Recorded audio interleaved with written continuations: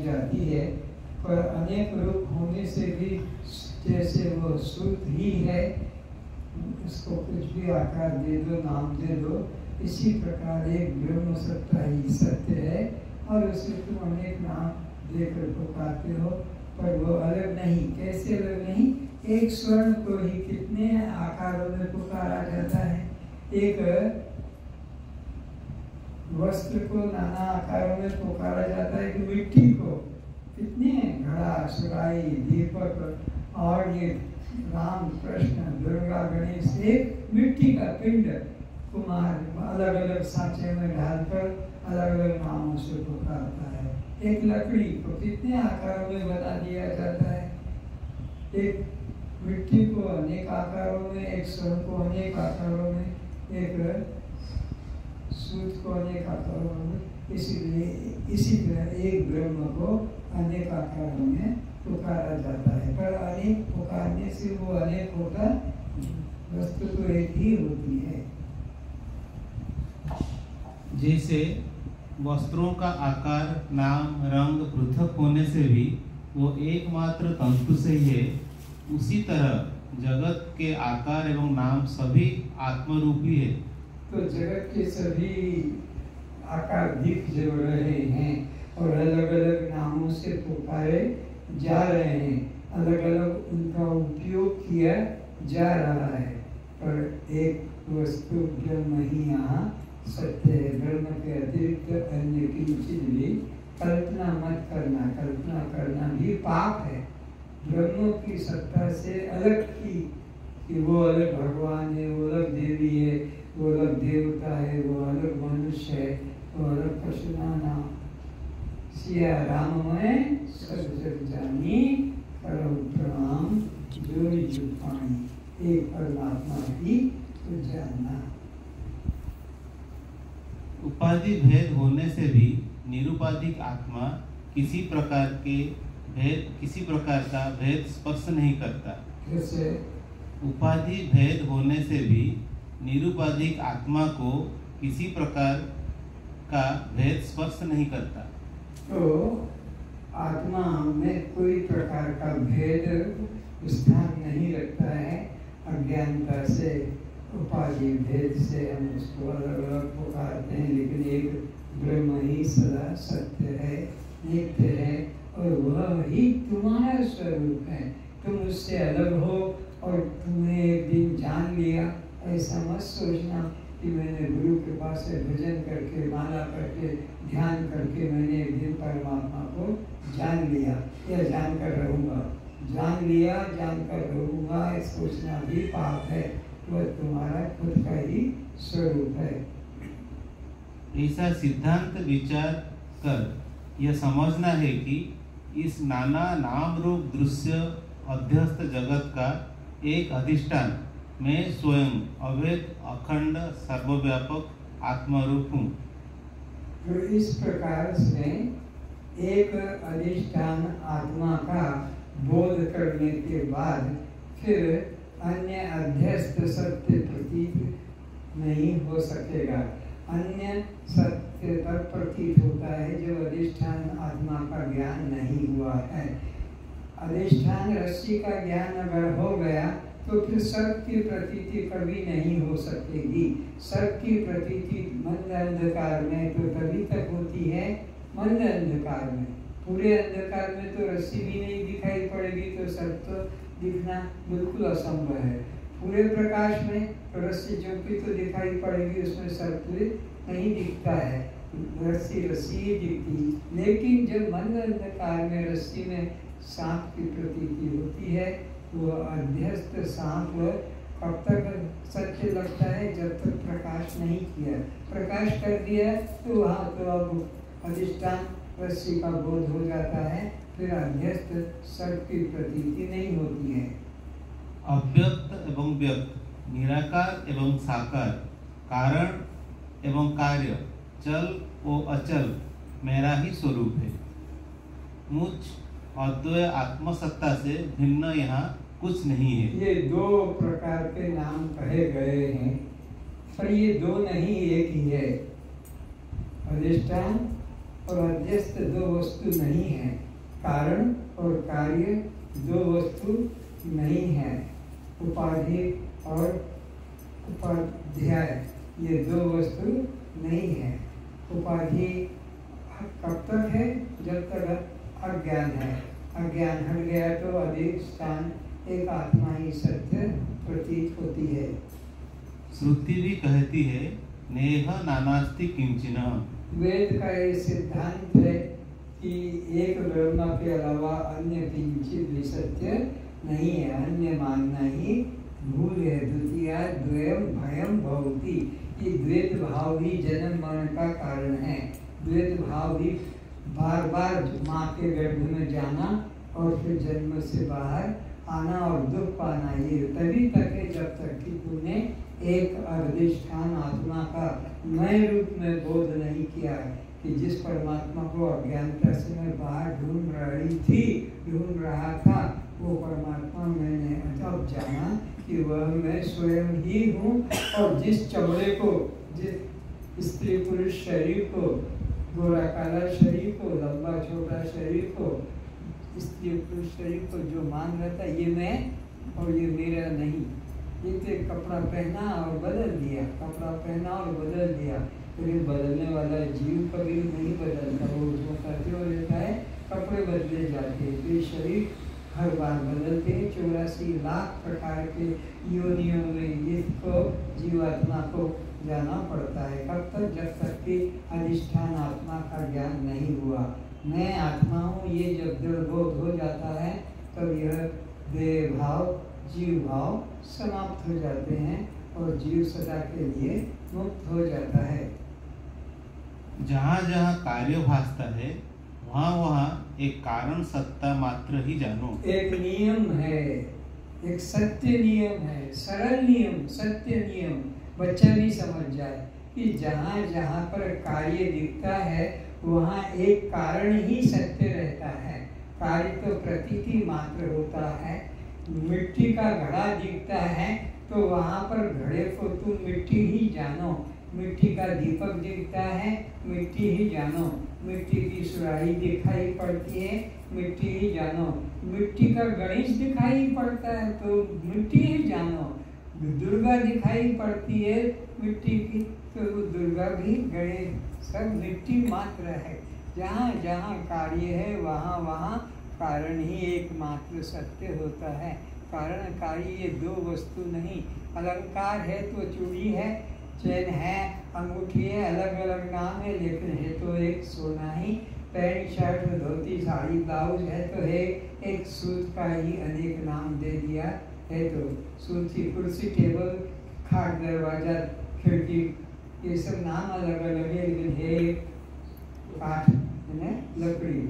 इसी तरह एक कार्य ही, एक कारण ही कार्य रूप में अनेक से प्रतीत होता है। लेकिन अनेक प्रतीत होने पर भी वो कारण एक ही सत्य होता है।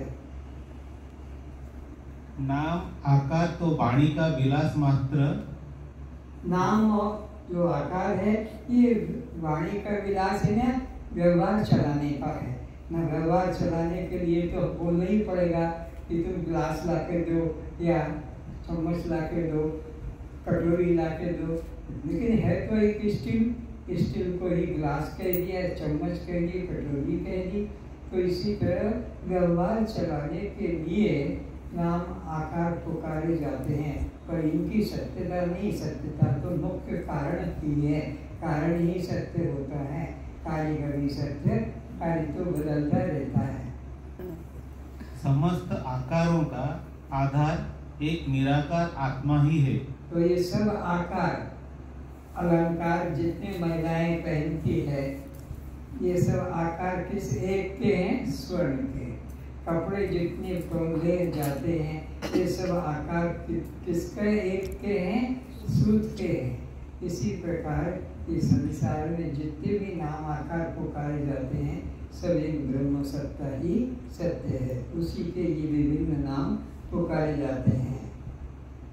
ब्रह्म से भिन्न ब्रह्मांड का सत्ता ही नहीं है।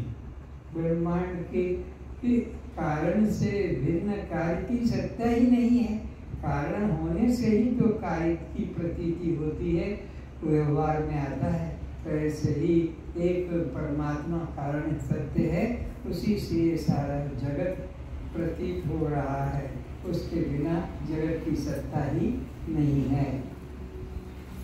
कार्य को हाथ में लेना या स्पर्श करने में अज्ञान अवस्था में हम सभी कारण को ही, अधिष्ठान को ही स्पर्श कर रहे हैं। जो भी हम व्यवहार काम कर रहे हैं, व्यवहारिक चीजें ग्रहण त्याग कर रहे हैं, वस्तुतः नाम अलग अलग है, पर सबका आधार तो एक कारण ही सत्य है।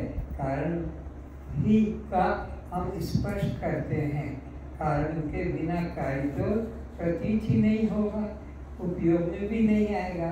तो इसे यहाँ पर भी संसार में जो भी नाम रूप अलग अलग आकार हैं, लेकिन हम एक ब्रह्म का स्पर्श कर रहे हैं। कार्य का स्पर्श यानी कारण का ही स्पर्श होता है, कारण कार्य दो नहीं होते। इसी प्रकार एक ब्रह्म सत्ता का ही हम सब लोग उपयोग कर रहे हैं कि व्यवहार में आ रहा है, कि स्पर्श हो रहा है, क्योंकि यहाँ एक ब्रह्म के अतिरिक्त अन्य किंचित भी है नहीं।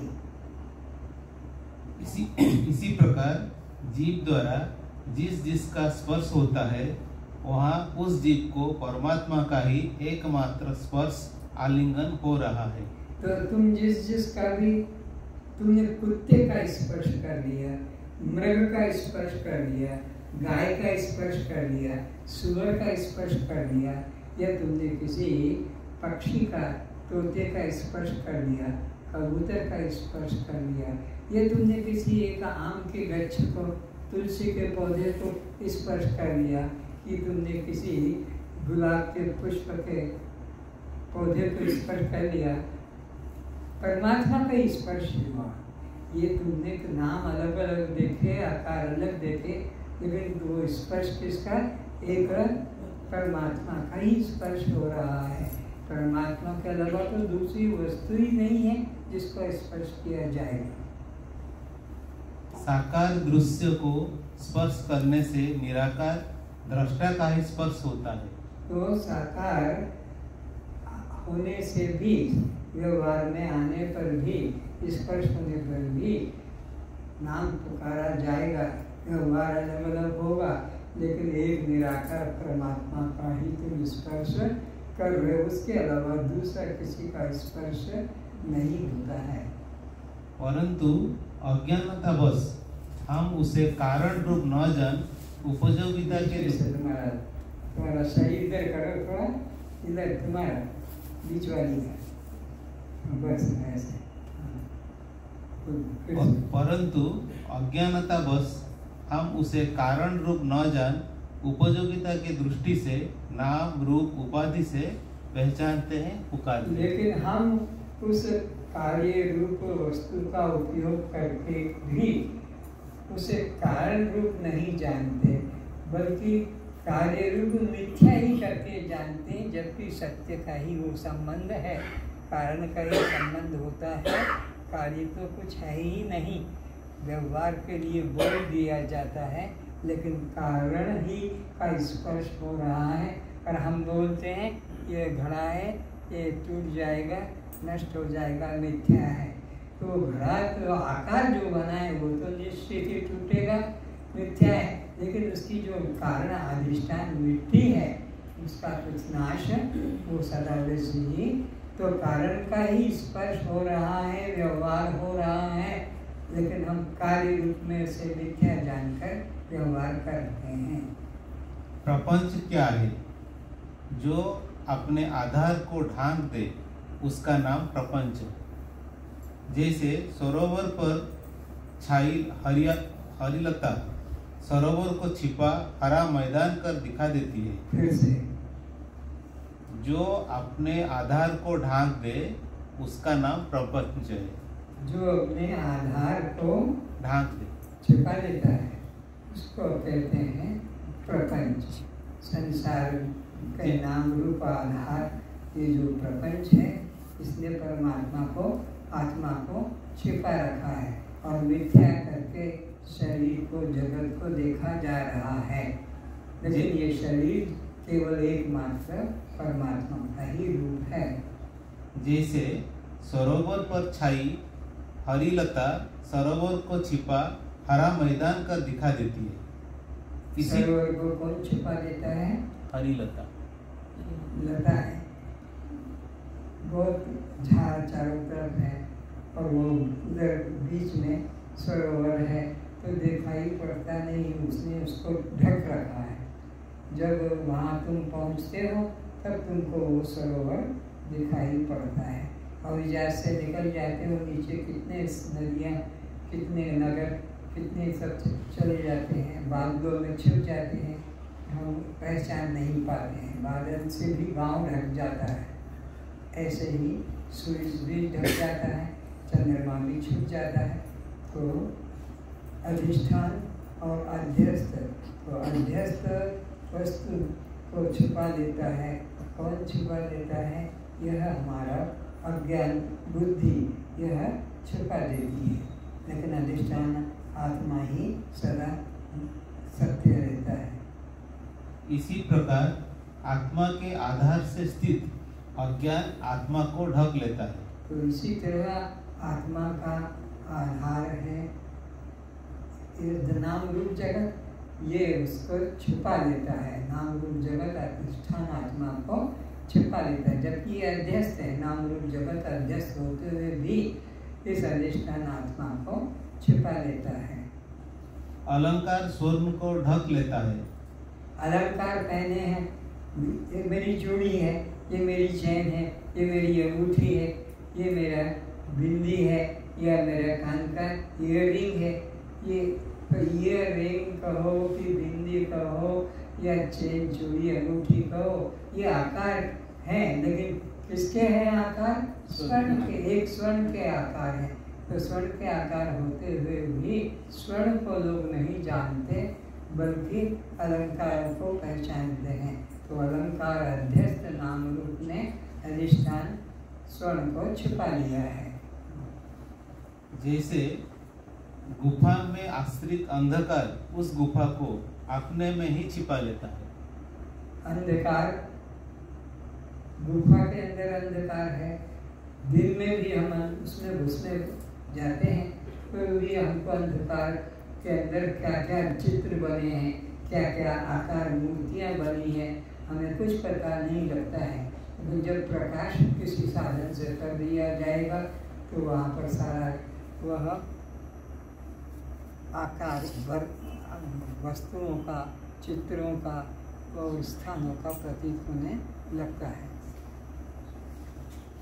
प्रपंच है, संसार है, जगत है, ऐसा मानना ही आत्मस्वरूप को ढांकना है। जो भी यद दृष्टम तत्तत् अनित्यम, जो भी दृश्य है सब नाशवान आकार है, लेकिन इसका जो आधार है, इस प्रपंच का जो आधार है, निष्प्रपंच आत्मा ही एकमात्र सत्य है। और जब प्रपंच को जाना तो प्रपंच कहीं मिल ही नहीं सकती। तो प्रपंच को जब जानने की कोशिश करोगे, तो चूड़ी को जब जानने की कोशिश करोगे तो वहाँ केवल सोना ही आएगा। अंगूठी को देखने की कोशिश करोगे जानने की, तो वहाँ पर स्वर्ण ही आने वाला है। स्वर्ण के अलावा कुछ अध्यस्त पदार्थ नहीं है।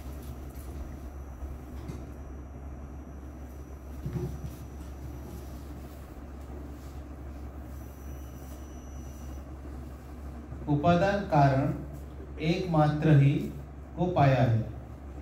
उपादान कारण एकमात्र को ही पाया। तो किसको पाओगे? अगर आप नाम रूप भौतिक को देखने जाओगे तो अधिष्ठान एक आत्मा को ही पाओगे। आत्मा के अलावा, कारण के अलावा कार्य की वस्तु ही कार्य से भ्रांति है। कारण ही सत्य कहलाता है। ऐसा जानना ही प्रपंच का लक्ष्य कहा जाता है, प्रपंच का लय कहा जाता है। इस चिंतन को हम कारण का पता करने कार्य का पता करने जाएंगे तो कारण भी कब प्राप्ति होगी। इसी को लय चिंतन भी कहते हैं। कार्य को कारण में लीन कर दिया जाता है। जैसे मंद अंधकार में पड़ी रस्सी में सर्प मान लिया जाता है। जब जाना तो मालूम पड़ा रस्सी ही है, सर्प नहीं। तो अधिष्ठान का जब ज्ञान हो जाता है तब अध्यस्त की सत्ता मन से निकल जाती है। मंद अंधकार में पड़ी रस्सी अधिष्ठान में सर्प की प्रतीति होती है, लेकिन जब सर्प प्रकाश करके देखा जाए तो फिर वहाँ अधिष्ठान रस्सी ही प्रतीत होती है, फिर अध्यस्त सर्प की प्रतीति नहीं होती है।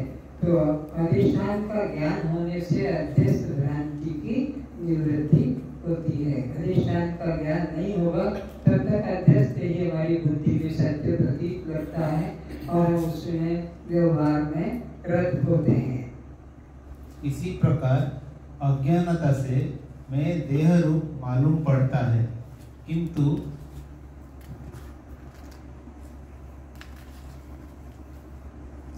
स्वरूप ज्ञान होने से जब यह जाना कि मैं देह नहीं, मैं तो देह से पृथक देह का दृष्टा साक्षी आत्मा हूँ।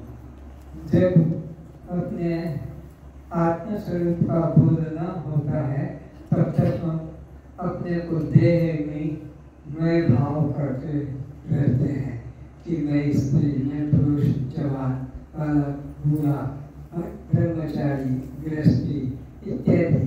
लेकिन जब अधिष्ठान आत्मा का ज्ञान हो जाएगा तब फिर ये नाम रूप शरीर, जन्मने मरने वाला शरीर, यह ब्रह्मचारी गृहस्थी शरीर, ये मन से निकल जाएगा और एकमात्र अखंड चेतन आत्मसत्ता ही प्रतीत होने लगेगी। संसार सागर तरने का उपाय सब कर रहे हैं एवं संत महात्मा गुरु लोग संसार सागर पार करने के उपाय बताए चले आ रहे हैं, किंतु पार कराने वाले गुरुओं को एवं पार होने वाले शिष्यों को आज तक कोई खबर नहीं आई। वो किनारा ही उस पार का किसी को दिखाई नहीं पड़ता है। फिर से संसार सागर लोग कहते हैं भाई संसार सागर से पार होना है, मानव जीवन मिला है तो संसार सागर से पार होने के लिए मिला है। अगर मानव जीवन में आकर संसार सागर से पार नहीं हुए, जन्म मरण के चक्र से तुम पार नहीं हुए तो तुम्हारा यह सब बेकार हो जाता है जीवन। तो संसार सागर इतने महात्मा लोग रास्ता बता रहे हैं, ऐसे करो, ऐसे चलो, ऐसे करो, ऐसे चलो, तो एक दिन तुम पहुंच जाओगे। लेकिन इतने जन्म, इतने युग बीत गए संसार सागर से पार होने वालों का, चाहने वालों का और पार कराने वाले संतों का इतना इतना युग बीत गया, लेकिन आज तक किसी ने नहीं बताया कि इतना और बाकी है, इतना और चलना है। न संसार है, न सागर है, न चलना है। अज्ञानता का यह सब नाटक चल रहा है।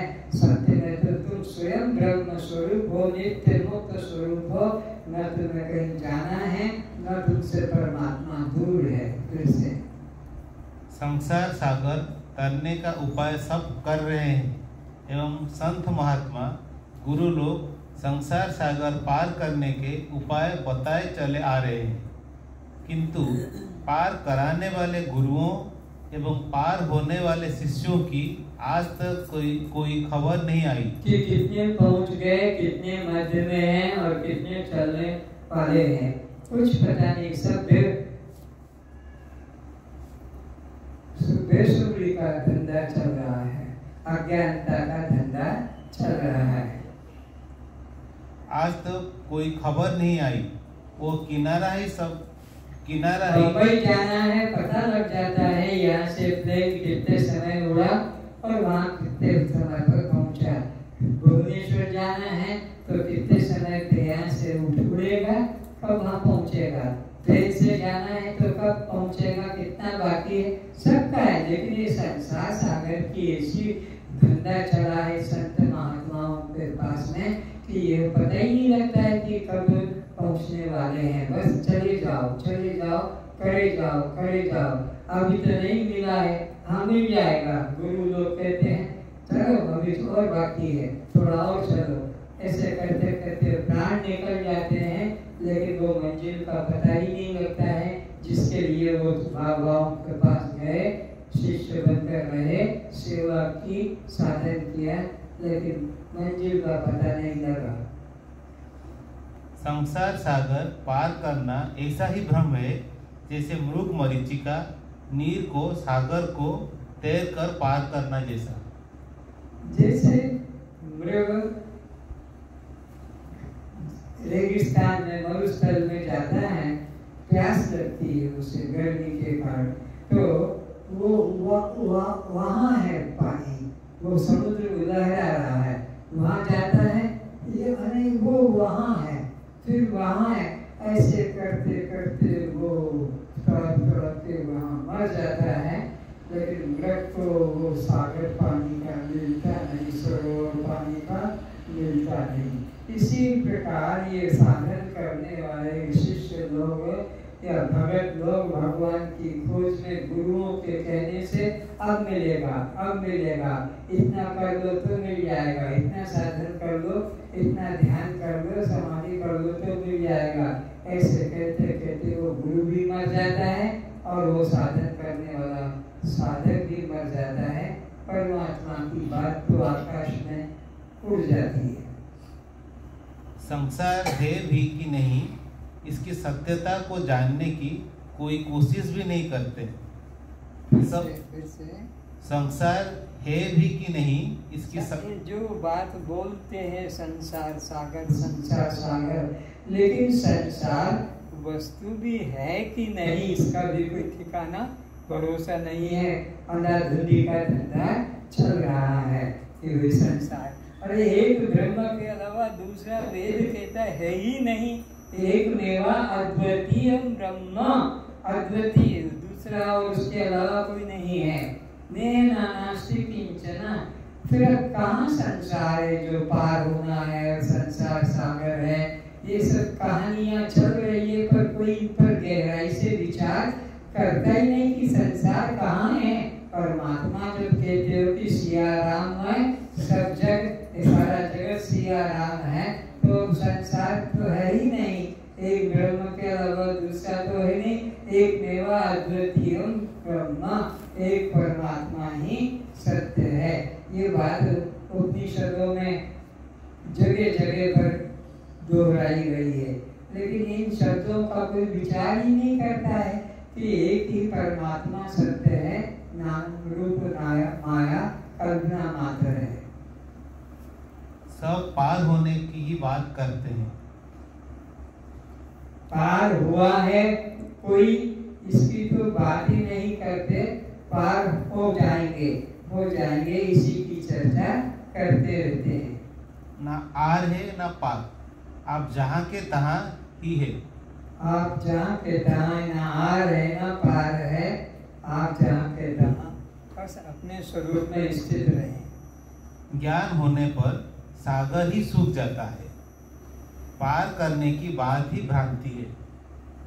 ज्ञानी भक्त कहते हैं भव सागर अब सूख गयो, फिक्र नहीं मोहे तब की। ज्ञानी लोग तो जिनको सद्गुरु मिल गया, उनको तो ये जाने की बात ही अटपटी लगती है, बल्कि वो तो कहते हैं कि भव सागर ही सूख गया, अब कहाँ मैं जाऊंगा और कहाँ तरूंगा।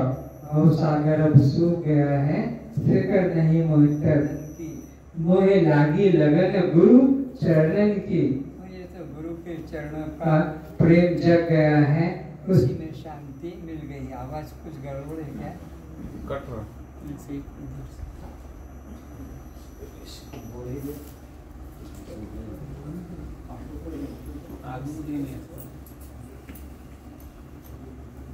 मूर्ख भक्त कहते हैं चुनरी में लग गए दाग, घर जाऊं कैसे।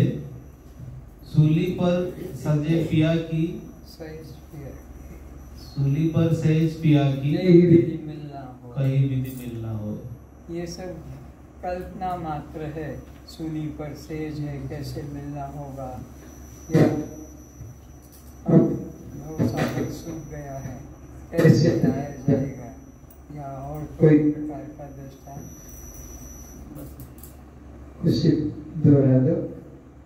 एक ही दृष्टांत। अच्छा, हे आत्मन, जब अखंड आत्मा को जान लोगे तब जानोगे संसार है ही नहीं, तो पार करना जब क्या? कोई सद्गुरु मिलेगा, तुम्हारा पुण्य जन्मों जन्मों का होगा, सद्गुरु मिलेगा, तब उससे पता लगेगा कि भव सागर की नाम की कोई वस्तु नहीं है, एक चैतन्य आत्मा सत्ता ही है, और वह तू स्वयं है। तो पार होने की बात ही मन से निकाल दो कि भव सागर में मैं डूब नहीं जाऊंगा, कहीं पार होऊंगा कि नहीं होऊंगा, ये मन से हटा दो।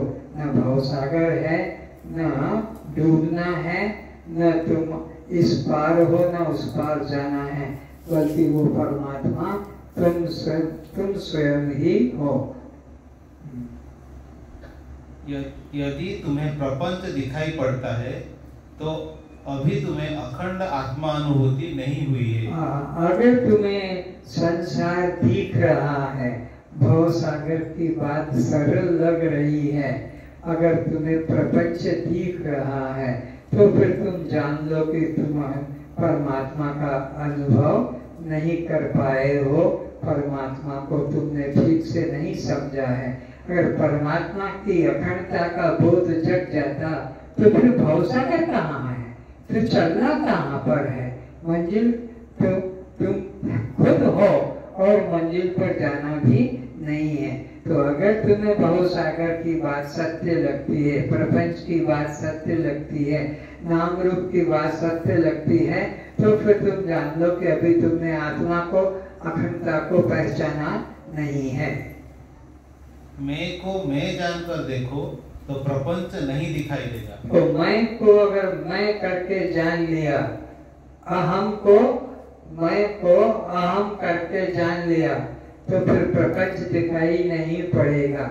और अगर मैं को प्रपंच दिख रहा है तो तुमने मैं को जाना नहीं है, क्योंकि मैं अखंड वस्तु है और उसमें फिर कुछ यह करके वह करके इदम करके दिखाई पड़ेगा नहीं। अगर मैं को अखंड जान लिया कि मैं सच्चिदानंद स्वरूप आत्मा हूँ, मैं सच्चिदानंद स्वरूप आत्मा हूँ, ये बोध जग गया सचमुच में, तो फिर असत कहाँ है, जड़ कहाँ है और दुख कहाँ है? असत, जड़ और दुख, ये तीन तो उन्हीं की दृष्टि में रहते हैं जिनकी दृष्टि में सर्व सत्य नहीं, सर्व नित्य नहीं, सर्व आनंद नहीं। जिन्होंने सर्व को सत्य जान लिया, सर्व को नित्य जान लिया, सर्व को चेतन जान लिया, सर्व को आनंद जान लिया, तो उनके लिए संसार प्रपंच नहीं। तो संसार प्रपंच किनकी दृष्टि में है? जिन्होंने सत्य चित आनंद मैं हूँ ऐसा बोध नहीं किया, उनकी दृष्टि में संसार सत प्रपंच सत्य है। बल्कि जिसने जाना कि मैं सब देश में, सब काल में और सब रूप में हूँ, वह सत्य है। जैसे सूर्य को अंधकार का दर्शन नहीं हो सकता, उसी तरह दृष्टांत दे रहे हैं कैसा कि सूर्य को कभी अंधकार का दर्शन हो नहीं सकता। सूर्य की सत्ता के सामने अंधकार है ही नहीं। ऐसे ही मुझ आत्मा की सत्ता के सामने, चेतना अखंड आत्मा की सत्ता के सामने भिन्न रूप से, मिथ्या रूप से, अन्य रूप से कुछ रहता ही नहीं है। अन्य रूप से, भिन्न रूप से उन्हीं की दृष्टि में है जिन्होंने अपनी आत्मा का, अखंडता का, सर्वव्यापकता का बोध नहीं किया है। जैसे सूर्य को अंधकार का दर्शन नहीं हो सकता, उसी तरह आत्मा के सम्मुख प्रपंच नहीं रहता। मैं को अखंड सर्वव्यापक आत्मा रूप जानकर देखो तो प्रपंच नहीं, केवल मैं ही हूँ। जैसे सूर्य को अंधकार का दर्शन नहीं हो सकता, उसी तरह आत्मा के सम्मुख प्रपंच नहीं रहता।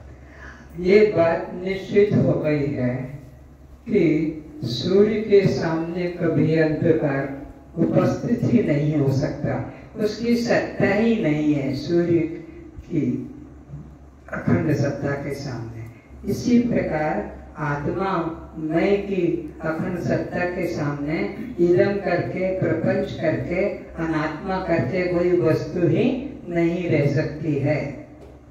मैं को अखंड सर्वव्यापक आत्मा रूप जानकर देखो। क्या करके जानना है? मैं को अखंड और सर्वव्यापक, अखंड सर्वव्यापक करके जान के देखो। जब सर्वव्यापक करके देखोगे तो फिर उस मैं से कुछ अन्य भिन्न नहीं है। और मैं को जो है चेतन करके जानोगे तो फिर कोई जड़ वस्तु ही नहीं है। सर्वव्यापक वस्तु सब देश में, सर्वकाल में, सर्वरूप में रहती है। तो एक बार अपने सत्य चित आनंद स्वरूप का बोध करके देखो तो फिर तुमको असत जड़ दुख वस्तु मिलेगी ही नहीं। आत्मा रूप जानकर देखो तो प्रपंच नहीं है, केवल मैं ही हूँ। केवल मैं ही फिर रहता हूँ, अन्य कुछ भी नहीं है। तुमने सपने में हाथी, घोड़ा, युद्ध, कुरुक्षेत्र का मैदान और अर्जुन और कृष्ण रथ चला रहे हैं, अर्जुन युद्ध कर रहा है, ये सारा का सारा प्रपंच, लोग मर रहे हैं, चिल्ला रहे हैं। नींद टूट जाने पर एक खून की बूंद भी नहीं दिखाई पड़ती है।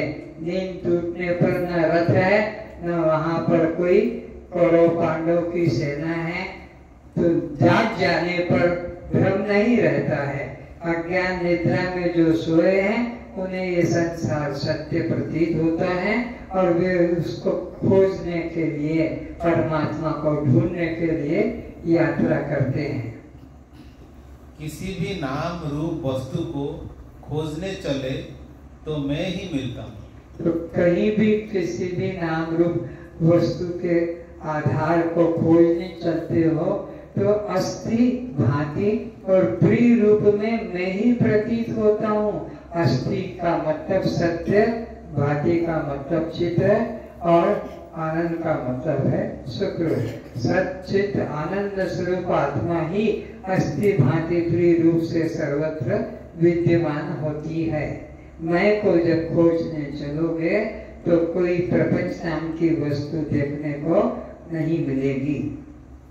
आभूषण को खोजने चलो तो स्वर्ण ही मिलता है, किंतु पुराने संस्कार मन में अलंकार बैठा देते हैं। अगर तुम स्वर्ण को